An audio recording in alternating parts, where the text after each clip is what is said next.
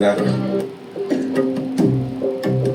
விலங்குகளை வந்து கீறி எடுக்கிறது, அது தோலை எடுத்து ஆடை வைக்கிறது, அதுக்கப்புறம் மீன்களை பிடிக்கிறது, அதுக்கப்புறம் அதையே வந்து ஒரு அறிவாள் மாதிரி செய்து தாவரங்கள் அறிகிறது, இந்த மாதிரி வேலைகள் எல்லாம் உபயோகப்படுத்திருக்காங்க.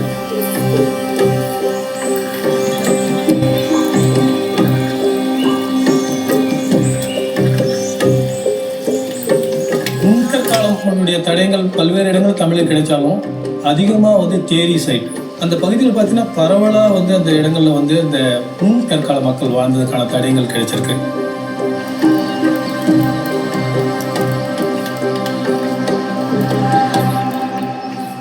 அதுக்கப்புறம் வந்து இந்த நிலைப்பாடு மெல்ல மெல்ல மாறுது. இந்த காலகட்டத்தில் தான் மனிதன் இந்த பழைய கற்கால கருவிலிருந்து புதிய கற்காலத்திற்கு மாறுகிறான். கற்களை வந்து வலுவழுப்பாக ஆக்கி அதை வந்து உபயோகப்படுத்துகிற ஒரு காலகட்டம், அதை வந்து நம்ம நியோலித்திக் அப்படின்னு. புதிய கற்காலம் அப்படிங்கிறது மனிதன் அந்த வேட்டையாடுகிற தொழிலிருந்து வேளாண்மைக்கு மாறுகிற காலம். அதை வந்து நியோலித்திக் ரெவல்யூஷன், புதிய கற்கால புரட்சி காலம்னு சொல்லுவாங்க.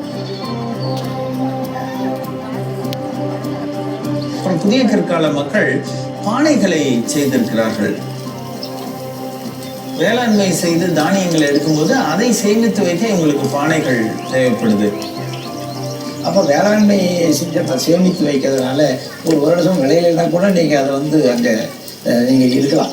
அந்த அளவுக்கு இருக்கும் பொழுது அப்பொழுது உபரி உற்பத்தி இருக்கும் பொழுது பல்வேறு கலை வருகிறது. அப்படி வந்தது தான் நீங்கள் பாறை ஓவியங்கள்.